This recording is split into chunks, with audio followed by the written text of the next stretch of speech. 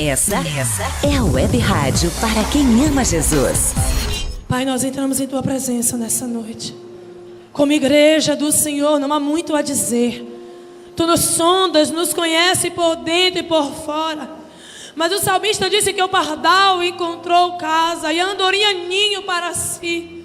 Nós estamos aqui, ó Deus, em busca do Teu altar, porque estamos apenas no púlpito, no meio de um povo, mas queremos nos apresentar ao Senhor como igreja, em cima do Teu altar, como sacrifício vivo, santo, para que sejamos agradáveis ao Senhor, em um culto onde sabemos o que vamos dizer, sabemos o que vamos fazer, porque não estamos mais ignorantes, Senhor.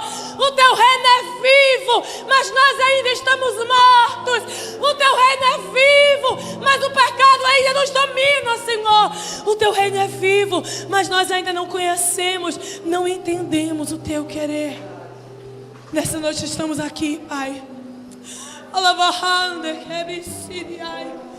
como ignorantes, meu Senhor, como indignos, Pai.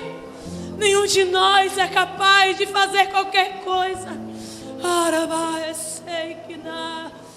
Mas pedimos ao Senhor, Pai, que o Teu Espírito se mova, que o Teu Espírito fale, que o Teu Espírito faça, porque só quem pode nos convencer do pecado, do juízo e da justiça é o Teu Espírito. Por isso nos convença nessa noite, Senhor, porque muito falar não fará isso, mas ao Teu nome seja dado toda a glória, todo louvor nessa noite, em nome de Jesus, amém. Podes assentar.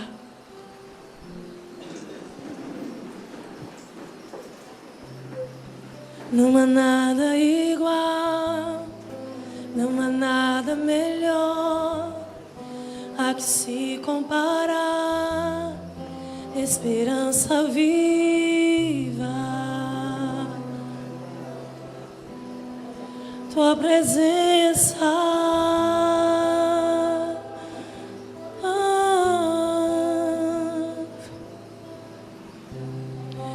Eu provei e vi o mais doce amor que liberta o meu ser e a cegonha desfaz. Tua presença, que paz. Santo Espírito, és bem-vindo. Vem inundar, encher. É o desejo do sermos por Tua glória, Senhor. Santo Espírito, és bem-vindo aqui. Vem inundar, encher este lugar. É o desejo do meu coração, sermos inundados, Senhor.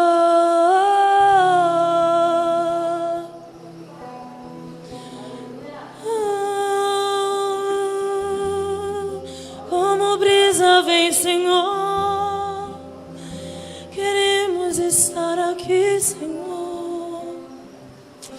Alabaço. Aleluia. Eu não enxergo as horas, então alguém me diga as horas. Que horas são? Que horas são, Deus? 9h13? 15? Pouco tempo para a palavra, mas vamos lá. Eu estava conversando com Deus acerca do que poderia ser dito. Em um altar a gente não pode dizer o que a gente estuda. Num altar a gente não pode dizer o que a gente aprendeu. Eu aprendi que o altar é uma fábrica de pão. E se você não viver aquilo que você traz no altar, isso não entra como verdade no coração de ninguém, porque é uma reprodução de alguma coisa que se ouviu e que se aprendeu e não se viveu. Logo, isso não está entranhado em você, marcado em você. E quando eu comecei a meditar na palavra e perguntar a Deus o que eu traria à igreja, não a igreja que ia estar aqui, mas a igreja como noiva, como aquela que quer viver em um reino vivo. Não a igreja que critica, que quer problema, que tem zombaria, mas há um povo que deseja ser igreja. Há um povo que deseja ser noiva. E eu comecei a conversar com Deus e eu tenho batido muito nessa tecla. E tenho apanhado muito por causa disso, mas apanhar tem sido muito gostoso.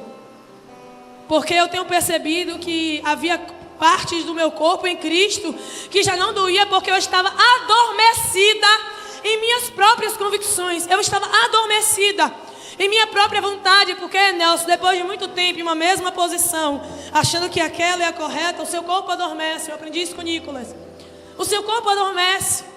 Você já não consegue mais se movimentar com liberdade. Tem que ter um tempo para esse movimento.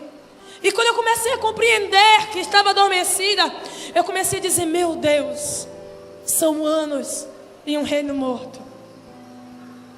Não são anos em uma denominação. Não são anos em um lugar. São anos sem viver o ambiente que Deus queria que nós vivêssemos. Um ambiente de noiva, um ambiente da casa, um ambiente de prazer, um ambiente de intimidade. Isso nada tem a ver com as pregações que têm sido pregadas em muitos altares do Brasil. Isso tem a ver com o que o Espírito de Deus tem soprado em toda a terra sobre a necessidade de uma intimidade muito mais do que uma conversa, do que um papo legal ou de um momento de transformação, mas um momento de comunhão, onde Deus vai falar conosco e nós vamos falar com Ele. E enquanto eu estava conversando com o Senhor acerca disso, eu estava com a casa cheia, os meninos vieram lá para casa e a gente conversando, eles perguntavam: o que é que você vai falar? O que é que você vai falar? Eu dizia: eu não sei. Eu não sei, porque tudo que eu preparei e tudo que faz meu coração arder parece que é muito mais para mim do que para a noiva. Parece que Deus está me quebrando muito mais do que o outro. E quando eu paro para estudar a palavra, eu nunca consigo imaginar, Nelson, que Deus vai falar através de mim. Eu sempre acho, quando eu subo no altar, que eu vou sim ficar ali parada, calada, porque eu tenho plena convicção de que nada em nós há de agradável, de aprazível. Não há nada em nós que possa atrair a presença de Deus. Nós temos trapos de imundícia em nós. Se nós pudéssemos prescrutar o pensamento de cada um que está aqui, encontraríamos prostituição, roubo, adultério, lascívia, mentira, engano, homossexualismo, pedofilia. Tudo isso tem permeado a mente da igreja, do povo, do homem. Todos nós temos sido perturbados pelo Espírito que tem dominado este mundo. Porém, existe uma esperança para nós. E a nossa esperança está no momento em que Jesus, Ele se apresenta numa cruz. Que nada tem a ver com essa cruz. Que nada tem a ver com a cruz que você acha que carrega. Com a cruz que eu e você batendo no peito e dizemos: eu carrego a minha cruz e estou fazendo o que tem que ser feito. A gente tem o costume de bater no peito e dizer: fulano é minha cruz, Beltrano é minha cruz, e a gente não entende nada. E fica dizendo que tem que pagar preço para ter, que tem que pagar preço para ser, que tem que pagar preço para fazer. Quando na verdade a única coisa que temos que fazer é entender o propósito dele, porque a cruz nada mais é do que o propósito. E o que ele disse foi: deixe tudo, perca tudo, pegue o seu propósito, que é a cruz, e me siga. Porque a cruz ali representava o propósito de Deus em Cristo. A morte, a morte, a morte.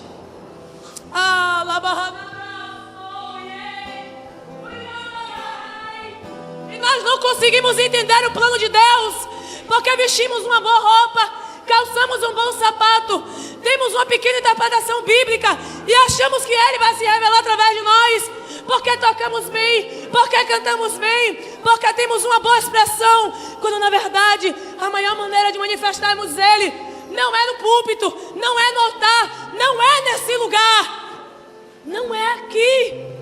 Não é no lugar onde você está, segurando a mão do seu irmão, dizendo que ele é lindo ou que ele é feio, que ele é bom ou que ele é mau. É quando você entra no seu quarto, fecha a sua porta, e lá dentro, só Ele conhece os seus pensamentos e os seus sentimentos. O texto vai dizer que Raabe é uma história conhecida. Uma mulher prostituta, Nelson, não tinha nada.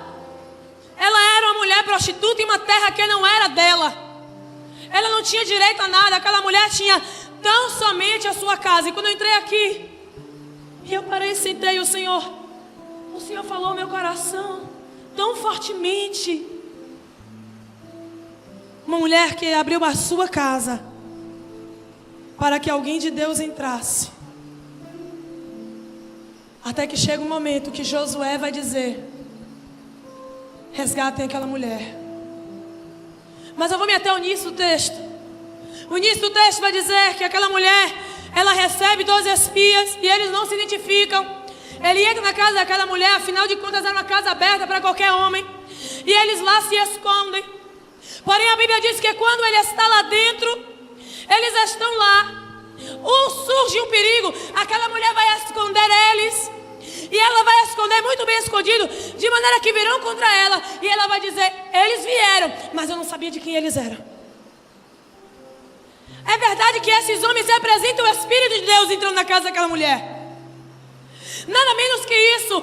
Aquela mulher tinha uma casa suja, indigna, inabilitada. Não havia espaço para alguém santo. Não havia espaço para a presença de Deus. Não havia espaço para promessas. Não havia espaço para uma bela história. Mas ela já havia ouvido falar de um Deus que estava despedaçando as nações, de um Deus que estava se revelando ao povo, de um Deus que estava... irmãos, ela ouviu falar que ele estava passando pela terra e que chegaria em Jericó, e que não teria jeito para Jericó. Não teria jeito para Jericó. Ela poderia dizer: saiam da minha casa, eu não quero problema. Eu já tenho vivido anos de dor e humilhação. Até hoje o seu Deus nunca veio até aqui. São anos e anos e eu nunca tive experiência. Ninguém nunca me tomou pela mão para me cuidar. Você sabia que eu tenho um pai? Ela poderia dizer: eu tenho um pai, mas o meu pai não cuidou de mim, por isso eu sou uma prostituta. Ela não poderia dizer? Aquela mulher vai pegar aqueles homens representando o Espírito Santo e vai dizer: fica aqui, se esconde aqui, não tem problema. Eu vou preparar lugar para vocês. Eu vou limpar tudo para vocês. Fica aqui, fica aqui. Aqueles homens escondidos, eles vão simplesmente fazer uma aliança com aquela mulher.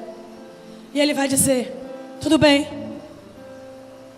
Ela rapidamente vai dizer: olha, sabendo de todas essas coisas, eu sei que não terá tempo. A minha casa vai ser destruída junto com tudo que tiver aqui. Eu bem sei quem é o Deus de vocês. Então vamos fazer o seguinte: vocês vão, mas me deem um sinal de que a minha casa será guardada, de que quando vocês voltarem, eu estarei guardado. Não sou eu, mas a casa do meu pai. A casa do meu pai. Eu não consigo imaginar eu ou você com a vida marcada, ferida, porque eu duvido que aquele pai fosse um bom pai. Eu duvido que aquele pai fosse um pai presente. Eu duvido que aquela mulher tivesse uma boa história com o seu pai, porque senão ela não estaria recanteada com a casa dela encostada no muro de Jericó. Mas ela pensa: eu quero um sinal, não de que eu vou viver bem, porque eu não sou egoísta. Não de que eu vou ser guardado, porque eu não sou só eu. Eu quero, que o Senhor guarde toda a minha casa. Eu quero que o Senhor guarde a casa do meu pai, a minha história, a minha família. Ela pode ter sido triste, ela pode ter tido muitos problemas, mas eu ainda creio que o Deus de Israel pode restaurar tudo. Tudo. Ele despedaça, mas Ele também pode restaurar tudo. Nada é impossível para Ele. Nada é impossível para Ele. Aquela mulher, ela vai pedir um sinal, e o sinal vai ser o fio de escarlata. Aquele sinal representa o mesmo sinal de Êxodo 12:13, que diz: e o sangue vos será por sinal nas casas onde estiverdes. Passando eu e vendo o sangue, passarei por cima de vós, e não haverá no meio de vós praga de mortandade, quando eu passar para ferir o Egito. Essa palavra foi dada ao povo no momento em que eles tinham que matar o cordeiro, pegar o sangue, passar no umbral da casa. Aquilo seria sinal de que a presença de Deus guardava aquele povo, porque era um povo obediente à ordem do Senhor. Obediente à voz do Senhor. O reino é vivo, mas se nós não seguirmos o reino, nós morreremos. Não é o reino que vai nos tomar a força, somos nós que vamos ter que tomá-lo à força. Não adianta a gente achar que um movimento vai nos levar, porque ele não vai. O movimento vai te levar até um lugar, depois você vai ficar sozinho e você vai ter que se virar. A igreja de Atos participou de um grande movimento. Aleluia. Um movimento que fez com que eles se reunissem, adorassem. Eles oravam e coisas miraculosas aconteciam. Só que chegou um momento que um sopro veio de grande perseguição, e esse povo teve que sair do movimento e se movimentar sozinho até os confins da terra, Samaria e todos os lugares mais onde Deus queria se revelar.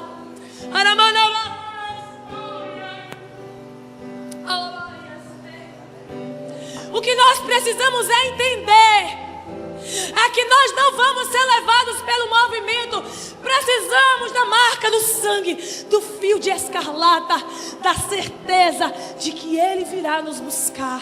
Porque Raabe aqui nada mais é do que a igreja. A igreja que está se prostituindo com falsos ministros. A igreja que está se prostituindo em uma terra que Deus já determinou que é dele, porque Jericó já havia sido anunciado como dele. Parece muito com a nossa história. Você vive determinando que Tobias Barreto é de Deus, que a nossa casa é de Deus, que Sergipe é de Deus, mas na primeira oportunidade que nós temos de ferir o nosso irmão, de falar mal do nosso irmão, a primeira oportunidade que temos de trazer maledicência, a primeira oportunidade que temos de ver pornografia, a primeira oportunidade que temos de mentir, a primeira oportunidade que temos de ofender alguém que é descrente e abrir a boca para dizer que porque ele não é crente você é, Deus vai te honrar e não vai honrar ele. Ignorantes que somos, Deus deseja com amor a todos resgatar. Não é porque somos filhos que temos mais direito. Nós somos filhos para termos mais deveres de servir, de abraçar, de levar comunhão, de trazer para perto da mesa aqueles que estão fora.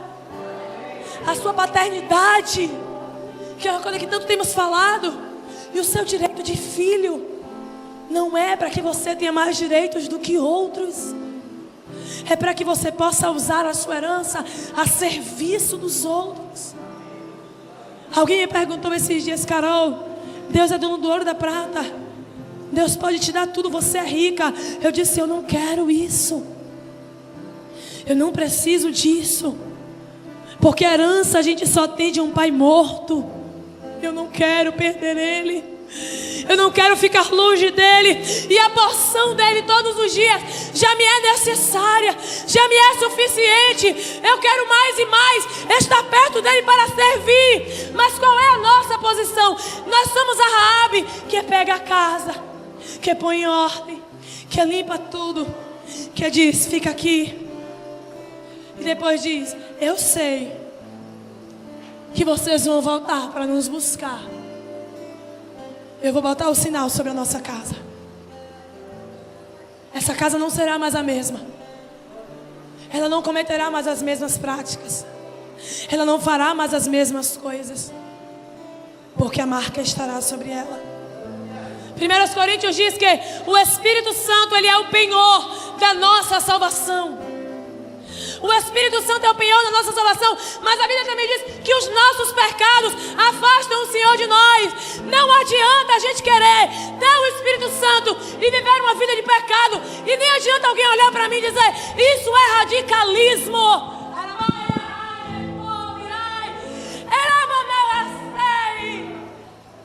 Ou nós vamos abrir mão de tudo que tem nos impedido de nos aproximar do propósito de Deus, ou nós pereceremos, morreremos, viveremos uma vida medíocre, batendo no peito e dizendo: eu sou filho de Deus, eu tenho uma presença de Deus. Mas quando entramos no nosso quarto, fechamos a nossa porta, se os nossos pensamentos pudessem ser escritos. Se o nosso Facebook pudesse ser aberto.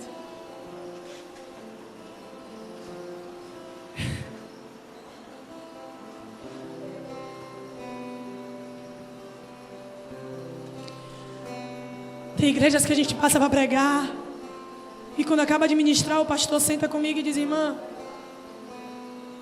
pregue mais não assim.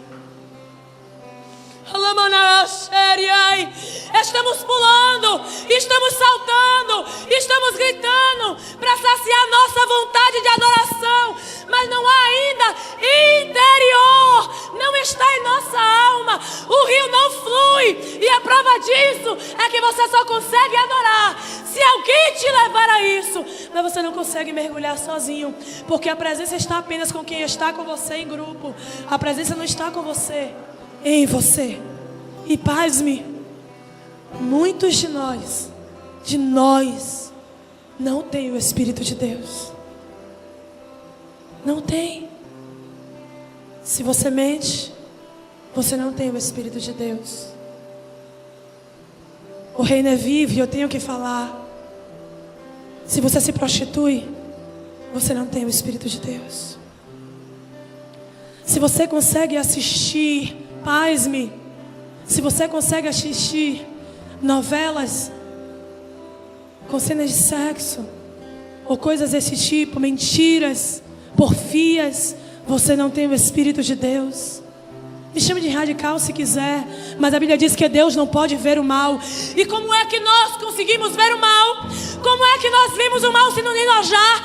Se a Bíblia diz que Ele não pode ver o mal, Ele se afasta do mal, Ele não tem aliança com o mal, mas eu e você conseguimos ver o mal acontecer naturalmente. Isso não nos incomoda, porque Ele não está mais em nós. Eu não estou falando sobre fraqueza. Eu não estou falando sobre fraqueza. Entenda bem e deixe o Espírito de Deus falar com você. Essa voz que está dizendo que eu sou radical não é de Deus. Ouça bem, preste atenção. Em todo lugar que eu chego, eu tenho visto moços e moças manifestarem demônios. Eu já subi no altar. Eu já subi no altar para obreira manifestar demônio. Eu já subi no altar para líderes manifestarem demônios. Não me escuta ali que foi isso. O Deus desse século tem cegado o nosso entendimento. O Deus deste século tem fechado a nossa mente, e nós continuamos amando mais o prazer, amando mais a nossa vontade, amando mais os nossos desejos do que a verdadeira presença de Deus. Jeremias, como profeta de Deus, se põe à porta do templo. O povo está na frente, sedento para adorar e oferecer sacrifício. Preste atenção, eu já vou acabar. Enquanto o povo gritava e se preparava para oferecer sacrifício, Deus diz a Jeremias: Jeremias, diga a eles que deixem tudo, que me adorem, que me ofereçam.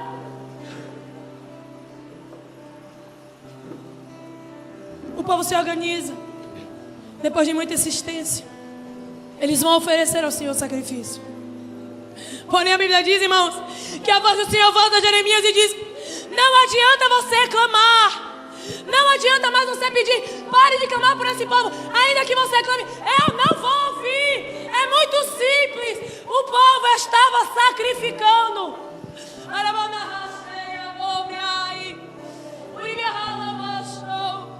O povo estava quebrando, matando os animais, levantando altar. Mas o seu corpo ainda gemia e pulsava pelos cultos que eles estavam acostumados a oferecer a Baal e a Astarote. Eram cultos sexuais, eram cultos onde eles ofereciam tudo o que tinham, eram cultos que saciavam a sua carne, o seu corpo, dava-lhes prazer.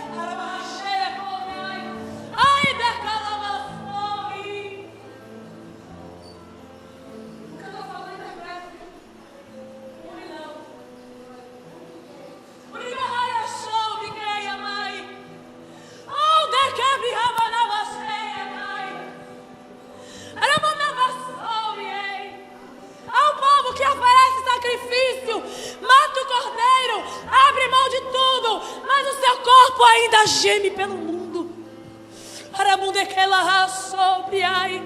Oferece por medo, não por temor. Oferece por medo, não por intimidade. Oferece porque alguém mandou. Veste-se porque alguém mandou. Fala porque alguém mandou, canta porque alguém mandou, mas não tem coração, intimidade. O seu corpo não geme pela presença dele. Você não consegue sentir prazer em estar apenas com ele. O seu corpo ainda geme pelo pecado e por tudo que você viveu antes disso. Josué vai se levantar e vai dizer: vamos a Jericó. Nós não vamos a Jericó brigar com espada. Deus nos orientou como seria. Nós vamos tocar as buzinas e nós vamos bradar em alta voz. Jericó vai cair, os muros serão derrubados e nada dali será tomado, senão ouro e prata, a casa do Senhor. Mas quando ele chega lá, a primeira coisa que ele faz: cadê a noiva?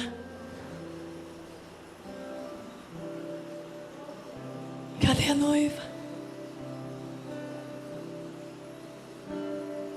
Onde é que está Raabe? Pega ela, pega a casa dela, pega o pai dela, pega tudo que é dela, todos que são dela. Eles agora são parte do nosso povo, não mais um povo separado, mas nosso povo.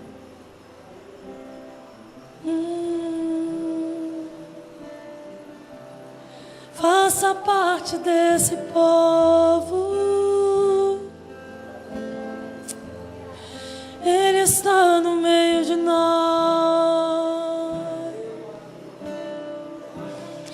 e deseja restaurar, resgatar. Faça parte.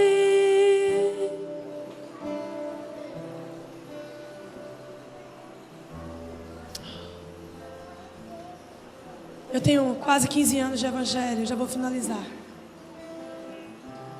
E todo esse tempo eu vivi ministrando, adorando, fazendo alianças com Deus, cumprindo os meus votos. Chegou o momento que a minha casa estava toda pronta. E no momento ministerial que eu estava em maior ascensão, a agenda lotada para pregar em vários lugares do Brasil, em vários lugares. Eu percebi que eu estava fazendo a coisa errada. Eu estava tendo a vida que eu queria ter, vivendo missões. Acabava de chegar da África, vivendo a presença de Deus, ouvindo a voz de Deus. Mas a minha alma ainda estava vazia, havia algo que precisava ser rasgado dentro de mim. E eu de repente recebi uma ligação. E aquela ligação foi decisiva para mim. Alguém ligou para mim e disse: Carol, você precisa falar bem de fulano, ciclano e beltrano, desses homens. Esses homens, eles precisam ouvir você ovacionar eles, porque é uma questão de política interna. Eles precisam ser citados. E se você não fizer isso, se você continuar falando dessa maneira, pregando dessa maneira e desfazendo as mentiras que estão sendo ditas, porque você entende como mentira, mas eu entendo que na verdade são acordos. Então, se você continuar agindo dessa maneira, o que vai acontecer é que você não vai pregar mais em nenhum púlpito, porque você vai ser queimada. E eu disse a ele automaticamente aquilo que o Espírito de Deus trouxe na minha boca. Eu não vivo de púlpito, eu vivo de altar. E no dia que eu tiver que falar de homens para viver o Evangelho, é porque eu não estou vivendo o Evangelho, eu estou vivendo vida de homens. Eu estou entregando minha vida a homens. E eu só estou lhe dizendo isso porque a partir desse dia todas as mais de 20 agendas foram desfeitas. Eu tenho sido xingada, caluniada, rasgada assim. E eu tenho parado e pensado, meu Deus, que coisa linda. Eu nunca tive tanta convicção de que deixar a mentira, deixar o engano, deixar as palavras erradas, deixar a maledicência, parar de falar mal de pastor, parar de falar mal de liderança. Eu nunca pensei que fosse tão bom, porque no dia que eu vi que as minhas lideranças não estavam de acordo com aquilo que eu entendia, eu parei de falar mal e eu saí. Eu disse, acabou. Se não caminhamos em acordo e comunhão, eu não vou caminhar aqui. Eu vou caminhar de acordo com o que a palavra diz. E você acha que é simples? O reino é vivo. E ele fere. E ele machuca. Ele vai lhe arrancar tudo que você tem por seu.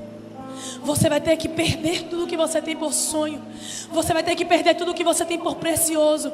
Você vai ter que perder essa história de que Deus vai realizar seu sonho, de que você vai ter vitória. Isso tudo é conversa. Deus vai realizar o sonho dele em você, a glória dele em você, o amor dele em você, o poder dele em você. Mas isso dói. Isso dói. Isso machuca. Arabahalai sobre ai.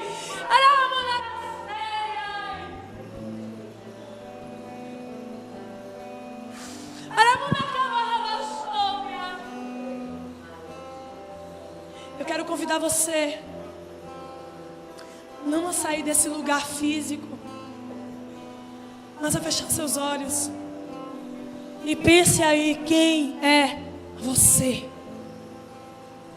Ou melhor, pense o que é você. Comece a avaliar o que é que você tem feito de verdade para Deus, ou para a igreja, para a organização que você faz parte. Porque você pode estar fazendo para a igreja e não estar fazendo para Deus. Como você pode estar fazendo para Deus dentro da igreja, pregando, cantando, limpando, servindo. O que é que você tem feito da sua vida? Avalie. Se você primeiro pensar que o teu nome tem que chegar antes do nome do Senhor, esqueça. A proposta foi, Carol, você já tem o nome feito. E a resposta foi, eu não preciso de um nome. O nome sobre mim é o nome do Senhor. Arabachei. Essa palavra não é para todos. Isso aqui não é para todo mundo. Mas o que eu tenho a lhe dizer nessa noite é que isso que eu estou lhe falando é um molde da Bíblia. É um molde da Bíblia. E isso dói. Dói. Mas acredite, essa dor é uma leve e momentânea tribulação que manifestará em você um peso de glória, que manifestará em você a glória dele, que manifestará em você a presença dele, que manifestará em você as vestes de noiva, a intimidade de noiva, a força de uma noiva, o caráter de uma noiva. Deus deseja fazer de você a Raabe, que ele vai tirar de qualquer lugar que seja, para colocar na sua linhagem, na história onde você vai estar ligada a toda a descendência de Abraão. Nessa noite, que o Espírito do Senhor, Ele possa se mover em seu coração. Eu vou convidar a Lana, ela vai cantar uma música comigo, e eu quero que você deixe o Espírito Santo de Deus te arrancar do teu trabalho,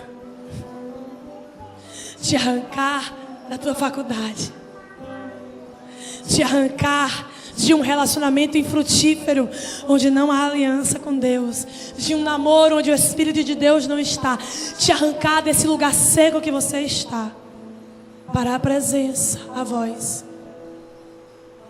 Eu convido a igreja a ficar de pé. Oh, Espírito Santo de Deus.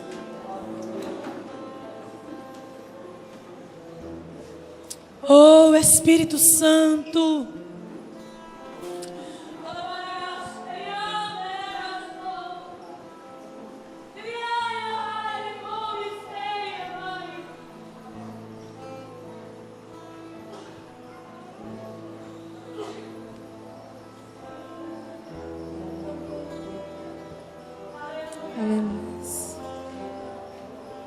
Essa palavra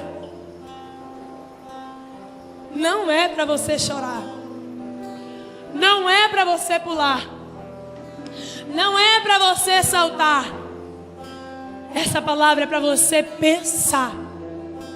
Pense, pense, porque se não for pensando, se não souber o que você está fazendo, você não está fazendo para Deus. É para você mesmo. A voz que acalmou os mares me chama para andar, me chama para andar. Me deu um novo nome, um coração capaz de amar, um coração capaz de amar.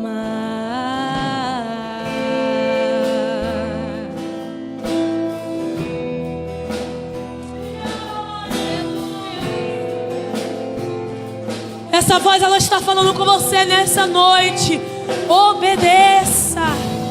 A voz que acalmou os mares me chama para andar, me chama para andar.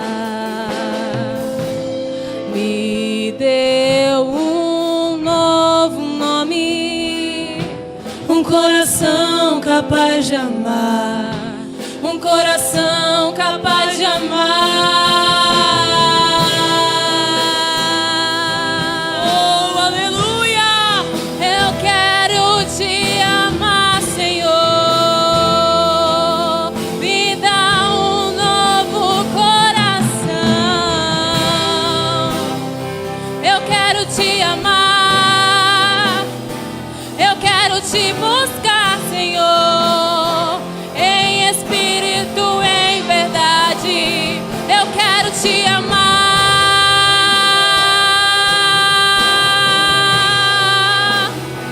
Eu quero te amar.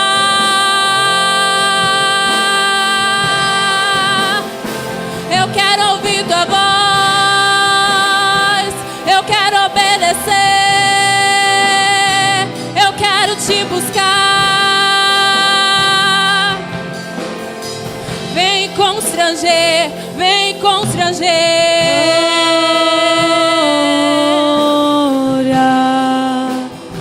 Eu quero me arrepender,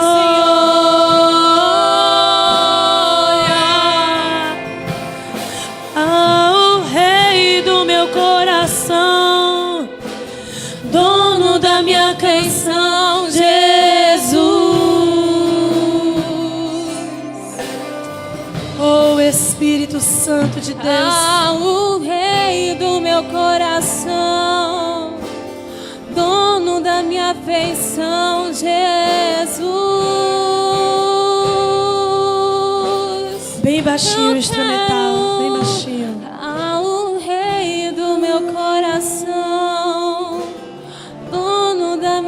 afeição, Jesus. Oh, Espírito de Deus, Espírito de Deus, o Rei do meu coração, oh, Espírito de Deus, dono da minha afeição, Jesus. Deixa eu lhe dizer uma coisa.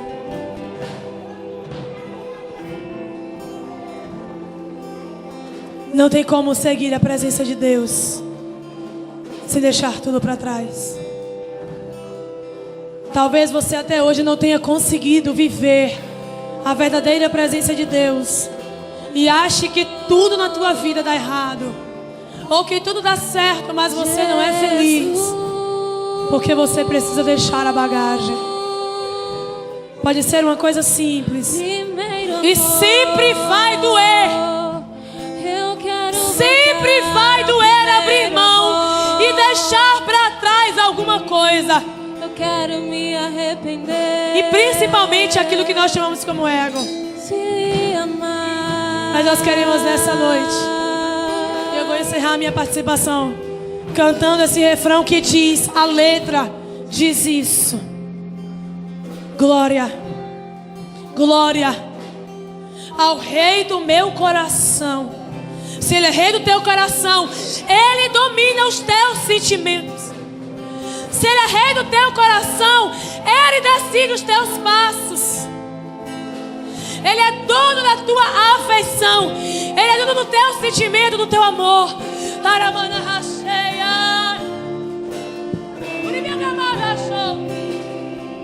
Nós temos um costume de dizer que amamos. Nós temos o costume de dizer que amamos. E o homem vai até Jesus e diz: Jesus, qual é o mandamento? O primeiro mandamento qual é? Ama teu Deus sobre todas as coisas. Jesus também responde o segundo: o teu próximo também como a ti mesmo. Ele vai dizer: valeu, Jesus, respondeu bem.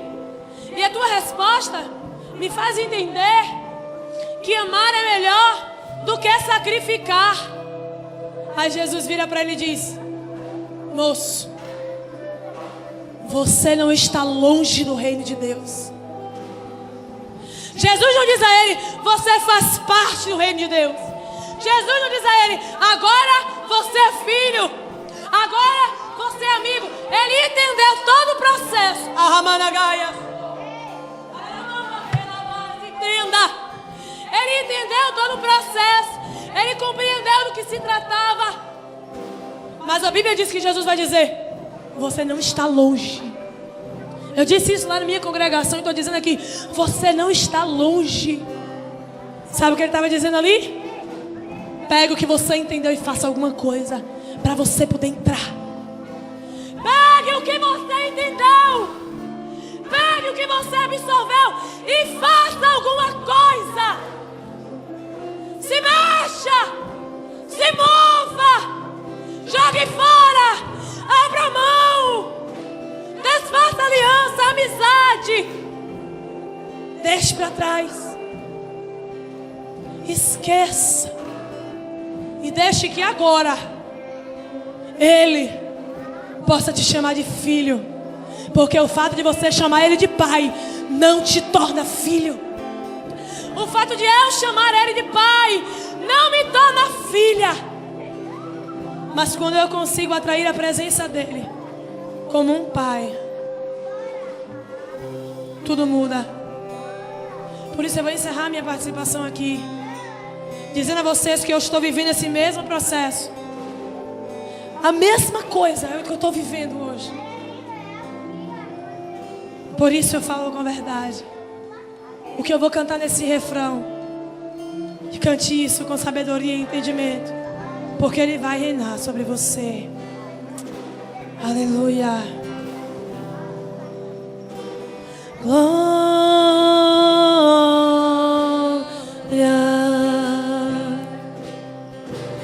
glória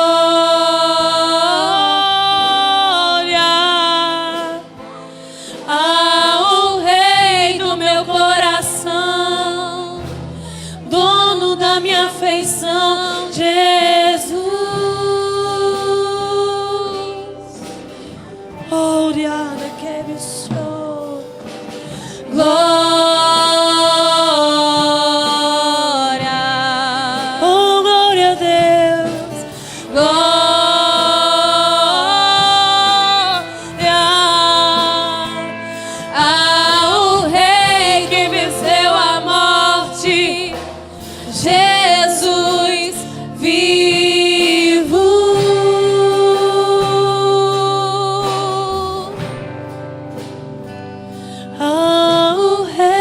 viver seu amor.